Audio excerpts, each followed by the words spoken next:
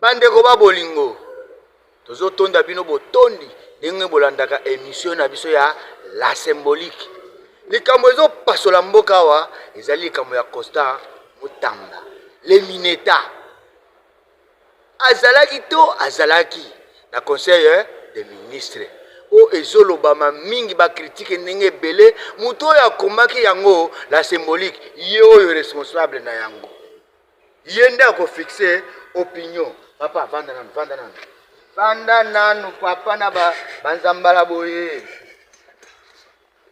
papa banzambala oyo euti wapi lisusu ekomi makambo ya Iran na Israël yo pe lisusu nini yango yebisa biso.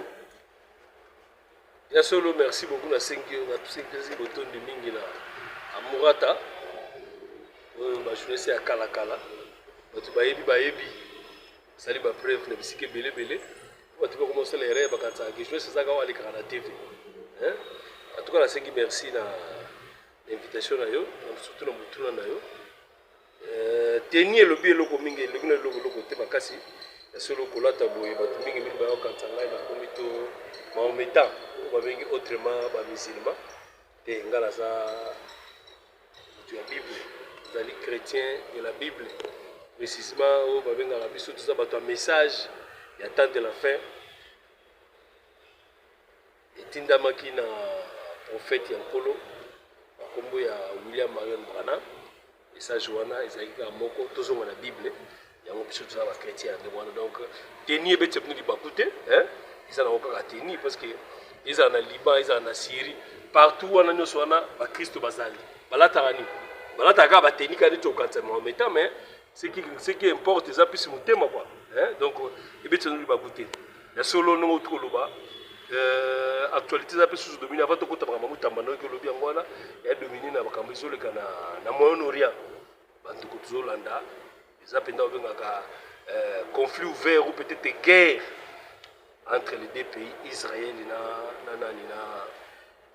na Iran. Je crois kilomètres Kabuli, on parle de 1600 à 2000 km parce qu'il y a au moins 3 pays na katikati wana.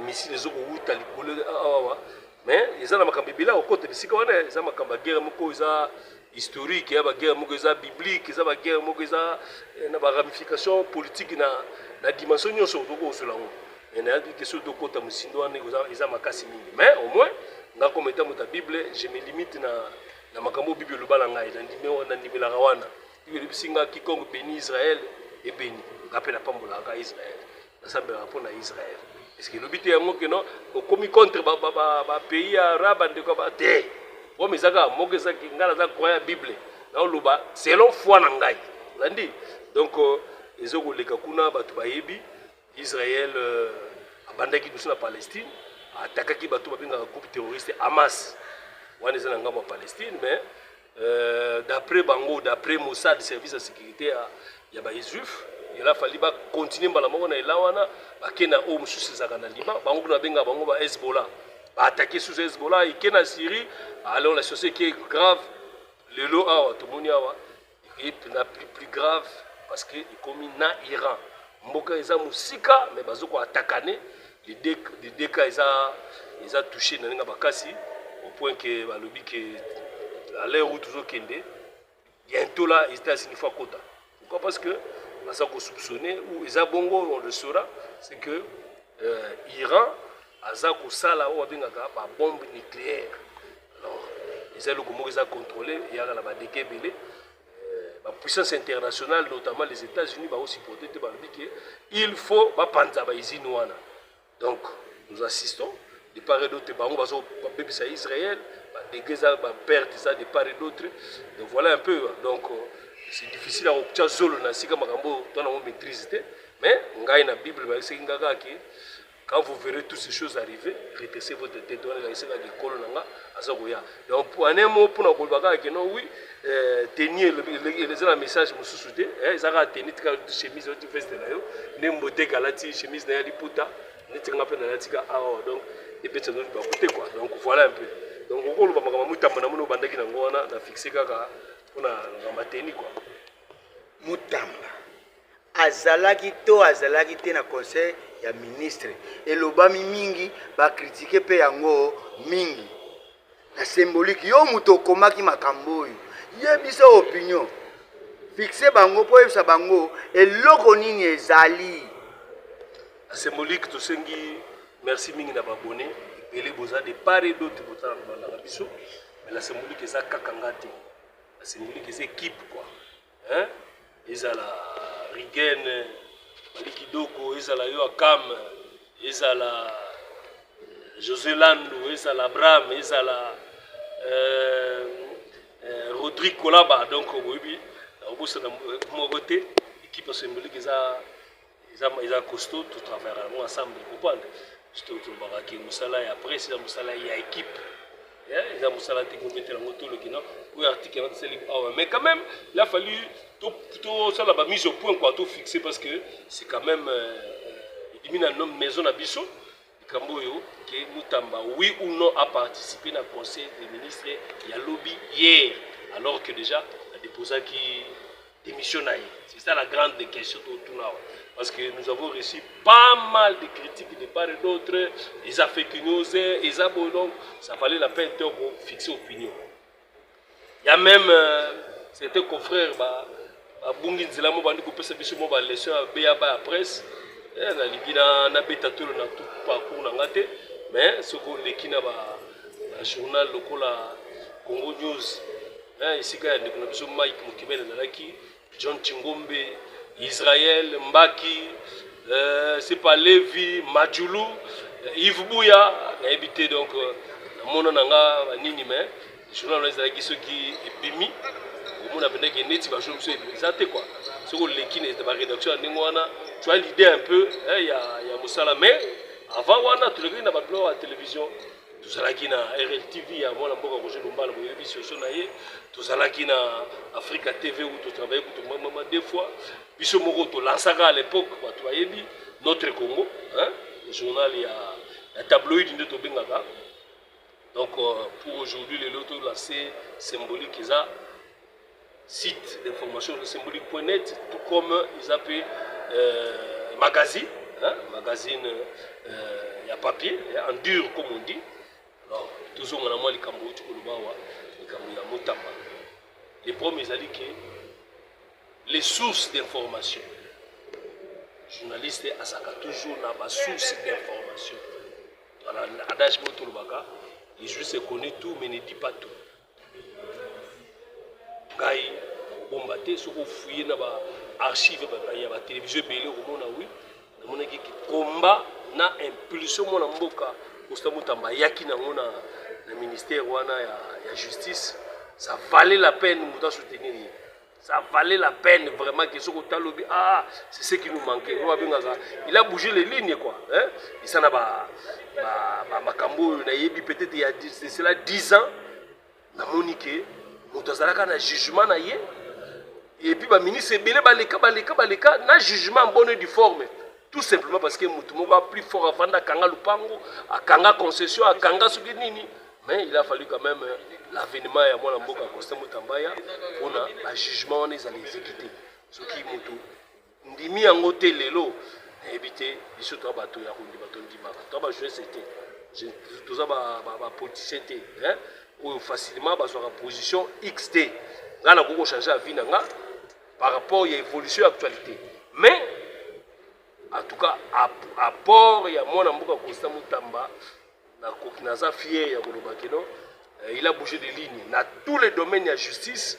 Certes, il y a peut-être beaucoup de magistrats, ou certains magistrats n'ont pas partagé même longueur d'onde. Mais au moins, on doit reconnaître quand même que le ministère de la Justice est Boujaki. Ministère de la Justice, en tout cas, et Boujaki, je ne sais pas énumérer tout ce qu'il a fait comme réalisation. Comment la prison a été réhabilitée, comment appuyer, comment. Dans le domaine, en tout cas. À savoir que tout le temps, dossier à Makambo, il y a construction, il y a prison, il y a Kisangani, il y a des bottines Makambo. Mais tout le temps, parce que l'affaire est connue que le fait que déjà déposé qui, Nini Naye a déposé qui démission Naye. Donc c'est à la justice maintenant a fixé bato mpona les go epesama ya procès tozozela likambo wana. Mais hier vendredi il y a eu conseil des ministres. Mes sources elobi na nga ke mwana mboka akoti aza journaliste asala bon fona vérifier information avant la pesa ovérifie awa ezali effectivement akoti ovérifie awa effectivement akoti mwana mboka aza entouré na baconseiller ebele nayebi aza entouré na bapandisango mpe ebele nayebi il a fallu quand même lelo tosala oyo bengaka journalisme web, c'est-à-dire que la presse ambulante soki olobi ozwi information sikoyo nayebi te soki eza n tosala émission awa olobi nazela na 20h ndenge ezalaki na méthode ya kala surtout ka déjà sans média déjà baannonsango. Or biso toza na logique ya concurrence, toza na logique wana ya rapidité. Nani akopesa information liboso soki ozwi information bongo na vérifier une deux fois déjà na annoncé landi amoni bato bayebi te bandi koloba bona bo un des conseillers même n'attend pas combattre parce que ce sont des gens qui nous sont chers quand même. Il y a pas quatre basé dans quatre institutions parce que le Congo dans la presse ba binimi. Ceux qui journalistes va dire que ça na quatre cabinet ministériel. Car la nebi sur de bi musala o a commis juge parti. On sala musala le sous nenge longo banité. Parce que il faut kaka à défendre l'autorité. Là c'est azo sala parce que intérêt na ça. Donc objectivité ça sous-côté. Mais malheureusement le principe obligé de la presse ils ont faut respecter les journalistes conseiller en communication mais ils ont continuer à exercer musala net kutuke azana lié. Donc la source est confirmée que voilà mboka akoti atuninga question moko balbi nanga est-ce que moni photo ya suka ya conseil des ministres est-ce que photo ya ngonde o babengaka nde suffisance nyonso comme preuve que ezalo tobengaka ba plan de coupe mwana mboka mbotika wala ausala azofuwa biso bilili ya yebi ba plan de coupe yaki bakokota ba filmer bato nyonso ba diki yo ba filmer te c'est possible olandi.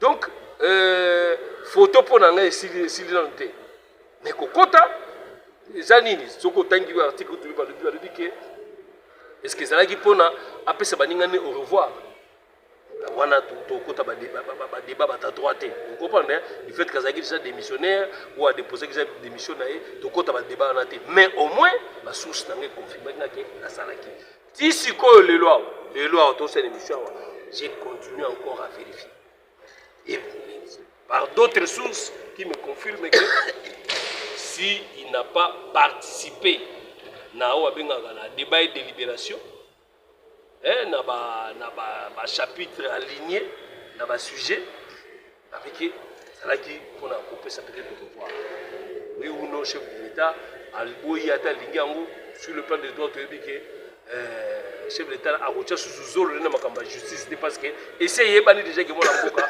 akosamba wana yebani déjà akosamba mais au moins parce que symbolique a critiqué trop pour makambo wana il a fallu quand même que mise au point wana.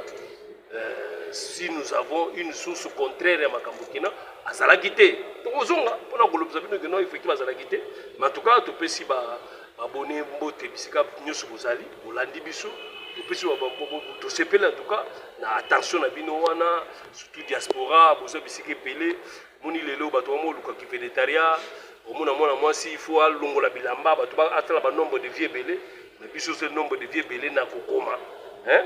C'est quand même un chapeau bas quoi. C'est quand même à reconnaître donc Nagokoma. Donc nous pouvons vous dire jusqu'à un moment où toujours le voir que mais il n'a pas pris part à Nani Nouana. Dire au revoir qu'on sort. Si demain peut-être mon amour a constamment puisqu'il me connaît, puisque je le connais, il va nous faire peut-être cet honneur là. Il y a une exclusivité. Ce cas le bic à la quitter. Mais au moins, c'est là l'information a coïncidé du fait que je crois la descente n'a rien à limiter. Hein? Ok, je suis sûr que je suis en plein macation. À limiter, la force du progrès, jeunesse à IDPS, que je salue d'ailleurs. Au même moment, chaque moto a sa vidéo a lancé. Effectivement, Mboka à reprendre Moussala. Où on a besoin de combattre. comprendre mais coïncidence wana sous que non ils a lié na kopesa article on a impulsion moko comme on dit il y a mususu quoi donc voilà un peu mais moko eza wana parce que j'ai suivi encore ma vidéo belé na bande quoi IDPS na lobby ça conseil parce que mususu pour na conseil on peut la parole dans la banque en voter na mérité mais quand même na landi ba vidéo la descente on a mutamba na IDPS bazo koyemba curieusement ce sont plus les noms des alliés et moi la mboka Félix Antoine Tshisekedi des officiers. On les regrette comment que l'IDPS a toujours au courant il y a comme que adepte naïe combattant naïe à chaque événement à chaque opportunité il prend plaisir il y a qu'on dénigrer qu'on huer qu'on humilier alliés ou alliés à l'IDPS mais pour quelle finalité pour quel résultat c'est quand même scandaleux c'est quand même illogique que tout ça n'a pas allié et puis bateau bafinga kawana yebani que ils sont aussi financés et personne parmi les cadres a payé ça là-bas. On a chaque jour. Ils ont la sensité quoi.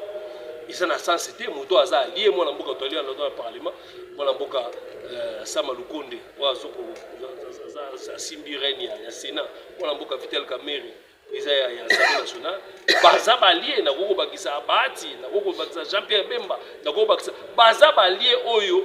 Tangu bakosenga fona mboka Félix Antoine Tshisekedi bilan azana droit à l'obakino domaine na tikilaki yango yo Kamerhe olobini siko pendant l'exercice au deuxième mandat les adeptes prennent plaisir à humilier et puis mutazo ko lobazate certes sur la constitution chef d'état za au-dessus à milliards sur makambo te et ça plus bato baza ba cadre IDPS bien que ba komi divisé na ba nzele belé oyo bato adeo oyo bato kabuya ekoso mais il faut quand même tout reconnaître que na ba parti belé tout le monde likambo wana te ok na FDC okuta ba tendance belé bo ba moko te okuta te que oyo ba cadre bazoko loba ils ont les contraires na ba de personnes en quoi vous avez une direction à quoi vous avez comment dire vous avez un bureau politique c'est pour décider et puis qu'on peut se ligne bato ba kolanda. Mais ceux qui battent et puis nous basons landaté. On se dit que quelque part il y a un goût sur roche. Mais c'est que les ça la double G. A au financé, le bas après le but que dans la c'est faux. Parce que les archaïque c'est yebana. Yo finga, mais finga to boyte mais c'est pour quelle finalité? Est-ce que bateau bozo finga? Bazana ba fouté à finga pebino. Bazana ba sécréter ba bomba, bazo zipate. On s'est rappelé, moi, Mboka, Vital Kamerhe, on a posé ça jour avec la phrase, moi, je répéter. Nous n'allons pas quand même exposer, déballer la nudité du chef de l'État ou des institutions. C'est pour dire quoi? Comme étant directeur des cabinets, c'est tout normal. Ayebi mo makambebele, ce qui a préservé, c'est parce qu'il a le respect vis-à-vis de l'institution, chef de l'État. Alors, quand Moto a yébi makambo ya fonctionnement ba institution te prennent plaisir na réseaux sociaux finga ekoso penal na banda toujours c'est la réaction ya ba cadre IDPS et qu'ils pour nga dans monde que l'avenir est mabeko l'avenir de la scène politique parce que là nous sommes na kati ya union sacrée voilà un peu donc ça valait la peine de fixer bateau sur présence oui ou non Moutamba na kati ya conseil des ministres jusqu'à l'heure où je vous parle mes sources me confirment oui ça ngate que est-ce que yo moni RTNC totali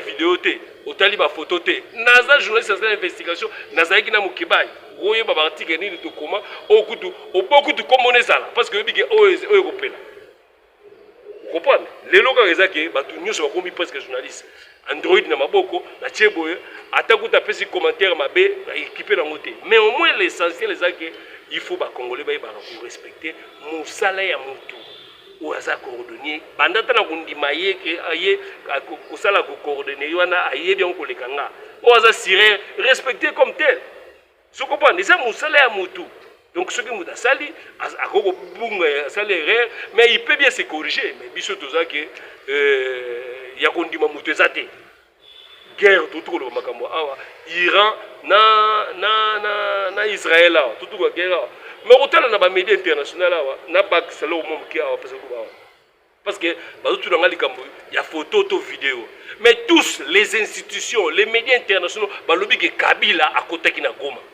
tout le monde qui photo ba médias ou na ba médias officiels les critiquer dans la symbolique quoi si c'est né à lobby c'est nam dans lobby qui coûte à lobby que à côté qui na Goma Kabila est côté na Goma à lobby en avant ce côté-là, je ne partage pas. C'est pour montrer un peu à quel point l'information vous a dénaturé. Mais les jours où tout ça annonce, Kabila a côté qui Goma, tout le monde a qui photo, tout le monde a qui preuve. Tout le monde va respecter Moussala Batou. Il y a un minimum gouvernement à Salara, où il y a une logique, il y a rétention de l'information. C'est comme si le gouverneur, le dirigeant, l'ingité qui est ce boyeba.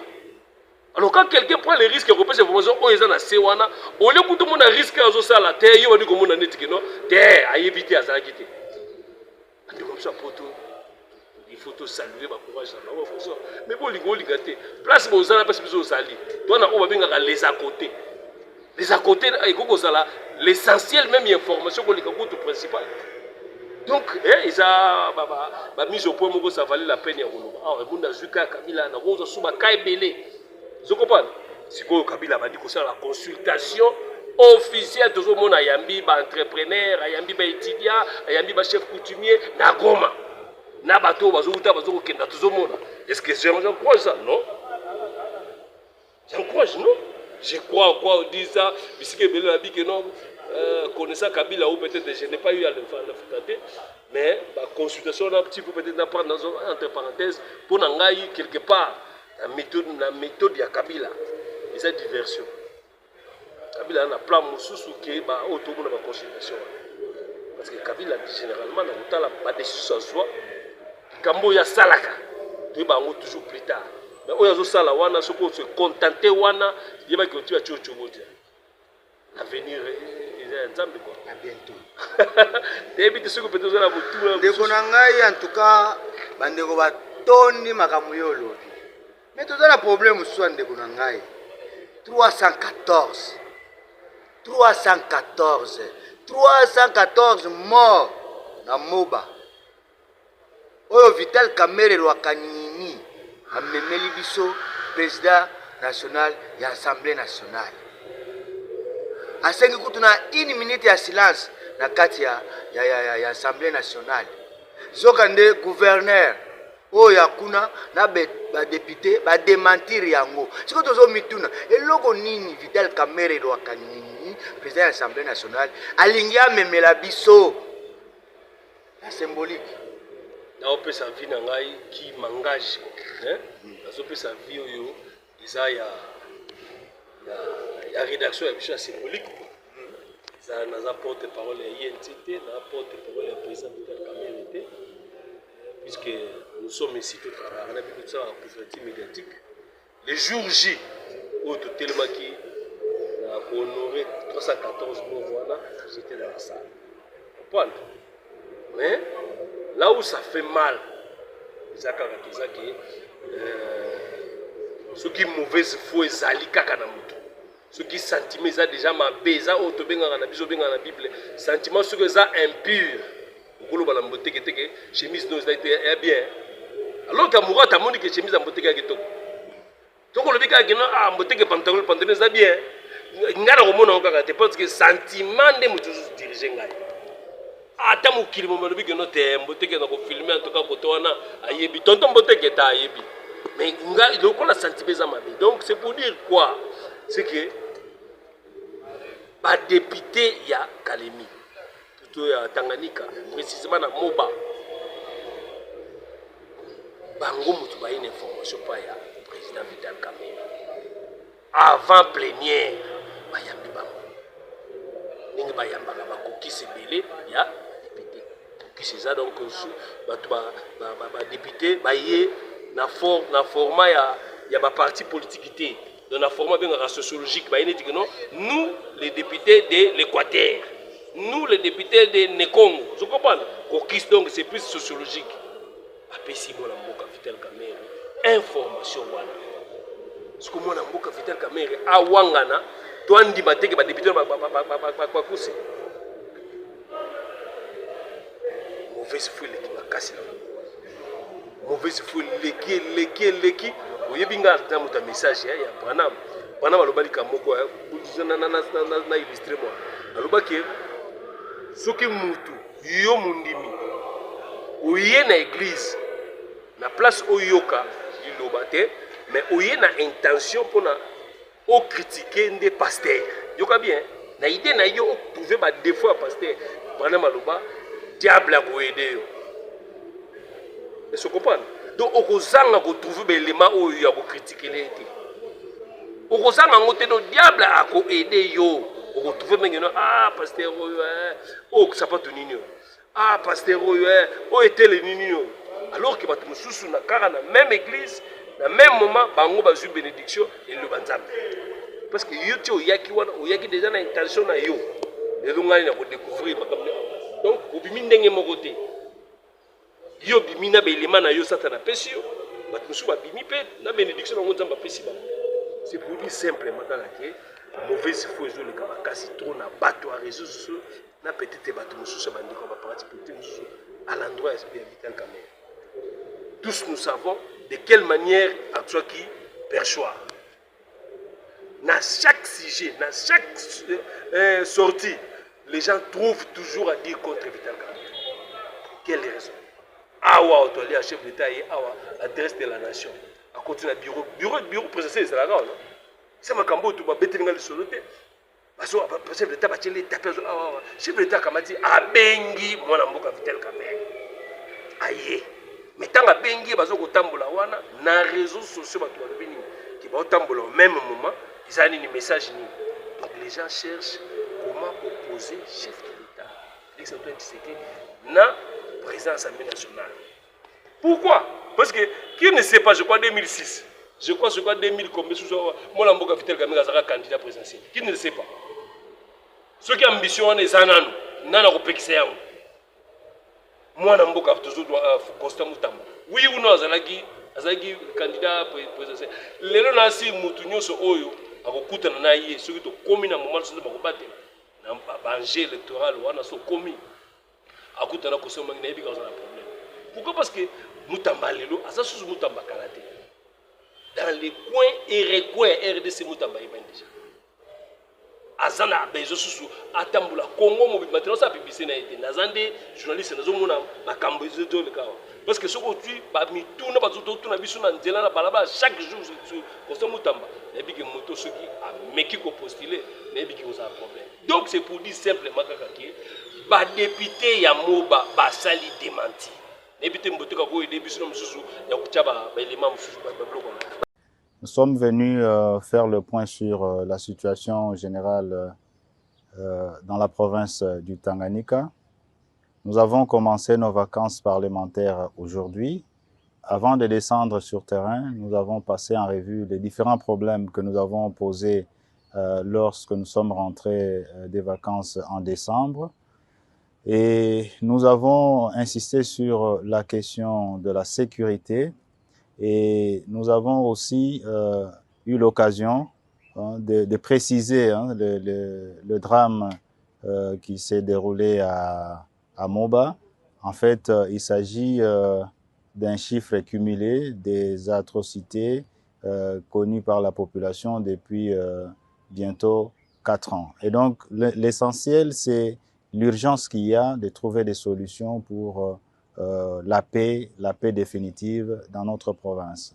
La deuxième question concerne les infrastructures qui ont été détruites par les différentes pluies diluviennes. La réhabilitation du port de Kalemi, du boulevard Lumumba, le port de Moba, de Muliro, la ville de Kabalo, et la ville de Kongolo, et bien beaucoup d'autres problèmes. Et sur le plan social, il a été question du problème de l'ancienne société Filtizaf, où les intérêts des anciens travailleurs sont en jeu, les intérêts de l'État aussi, et il y a un cafouillage total. nous avons donné le point de vue de notre caucus et nous avons vu la Première ministre très déterminée à trouver une solution le plus rapidement possible à l'issue de la commission mise en place par son Excellence, M. le Président de la République. C'est nous qui avons induit le président Vital Kamerhe dans l'erreur. Mais tout le monde, autorité politico-administrative, il y a MOBA, il y a Tanganyika, voire même l'autorité, il y a FARDC, va s'attaquer à Vital Kamerhe. Mais à l'objet makambo oyo batu ba eli akuna ba PCA. Ce que ça a qui makambo ya site qui vous n'a c'est plus grave. Donc c'est pour dire simplement que non mauvaise foi des leka. Et puis ce qu'on lobby bon moté, nous quoi va tout critiquer bon moté. Ah de ce que yo vous a mabé. Dieu. Notre libre ya pour exprimer ambition na mboko. Il faut pas que vous tout ça la chef de l'état mais tout na ba lié na yé parce que yangozo mema. On se ko ba opposant ce ko bolwa ngoni. Parce que eux ont un niveau interne et nous sacré.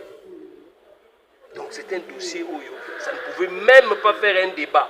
Tant que le député, je crois, le député il doit s'appeler John Banta. La société civile de MOBA qui a alerté les caucus des députés nationaux qui, à leur tour, ont communiqué au président de l'Assemblée nationale. En fait, il s'agit d'un drame réel qui se déroule depuis quelques années et que les chiffres évoqués est un chiffre cumulé depuis que les atrocités ont commencé vers les années 2020 jusqu'à aujourd'hui. Donc, il ne s'agit pas d'un massacre d'une seule journée ou de 2 jours ou de 2 semaines. Donc c'est sur cette période que ces drames s'est produit. Nous devrions apporter cette précision que nous n'avions pas au moment où on a communiqué avec le président. Donc le président de l'Assemblée nationale n'est pour rien dans cette communication. Donc il a fait écho de ce que nous lui avons dit et le président de la société civile avait omis de nous donner cette précision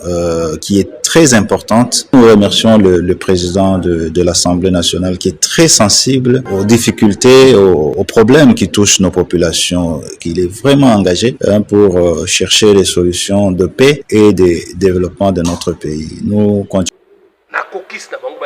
C'est nous qui avons élu le chef, le président Vital Kamerhe na erreur.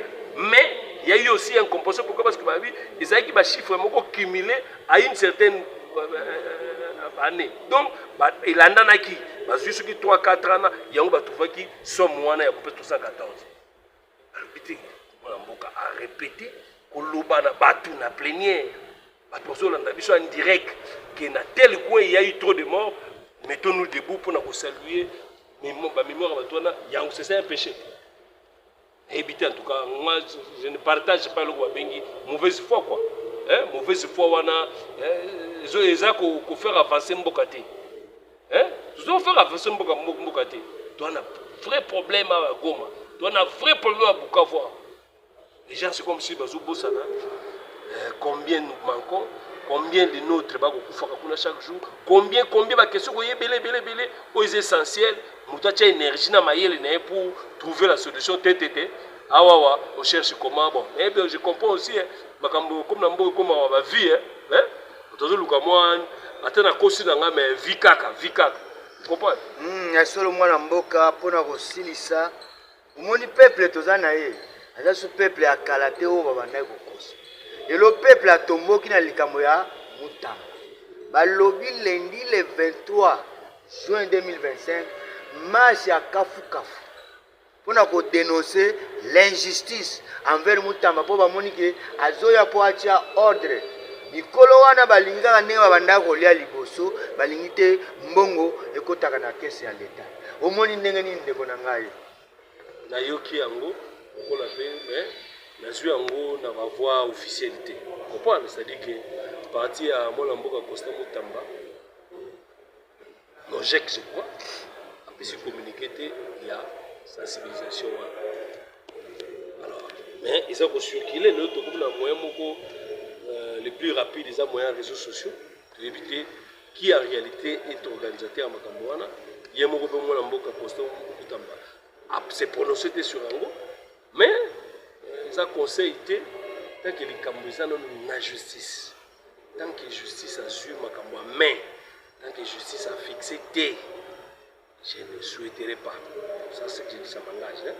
Je ne souhaiterais pas que mon amboka Costa Mutamba aya bakisa ou likolo à moto, comprendre? Parce que ça risque de donner un message quand même, hein? Bato bagusambisa basala bango pe balanda actualité quoi. Balanda actualité ningozona awawa marche nyonso. On les regrette mais ça ba évidence tout comme on a beaucoup olingo lingate ezo suka kana ofinga ba autorité mususu. Sont-ils manipulés? Tu yebite. Kofinga wana. Bakofinga nani parce que marche la kisi ke bozo bo contrôler bato ba oyate. Bato surtout ba ina label ya nojekité. Ba ina label ya jeunesse. C'est très grave. S'il y a problème, nani a répondre na ba déviation. Parce que ça on a dit que non, si tel est le cas en tout cas, je ne souhaiterais pas parce que éco faciliter le logo ba bengi procès à mona mboka mutambate. Éco faciliter moni population to ra ningi moko ya ganga, gangi to lobby to finge koso mais devant justice mutatika la ye moko comprendre koto wana en tout cas je ne sais que ça ningo wana na pesa vie na ngai je ne souhaiterais pas que lundi on a marché salami en sa faveur avec tout ce qu'on peut enregistrer comme déviation et que on a fait une semaine qu'on a après de assister que non procès bandit. Je suis sûr que le magistrat ou le gars va appeler Batou. Comprendre? Va appeler Batou. Va appeler Mouké diriger pe na moi Mouké pe na sentiment. Va appeler Batou. Va na makila rouge quoi une ngai. Donc l'eau est allée mais na yebité ce qui est aillé moko. Est-ce qu'il y a pas moyen de désamorcer ma mobilisation ou ya ba jeune tant au monde a relanda la marche les arabes Mouké na liboko e finançaka na simawana. Hein? Ce que vous dites lundi, ça veut dire qu'il est déjà préparé. Jour et pesami. Vous comprenez? C'est déjà préparé. Alors, qui est derrière ça? Tant que vous enregistrez des gars, on va répondre. Donc, on appelle ça vie dans la quoi. En tout cas, moi, Namboka, Nazasi, l'émission est comme une souka. Je souhaite une bonne compréhension. Nous pouvons bon magnola. En tout cas, nous avons fait sa félicitation dans la symbolique. Merci. En tout cas, tu comme la soirée émission na biso. Totondi bino botondi. Merci. Amourata. Amourata TV officiel. Bon. Non, presse écrite ezali. Ils ont toujours. Ils sont l'info journal. En tout cas, merci Madeko. Qui m'a collé ça à la bille de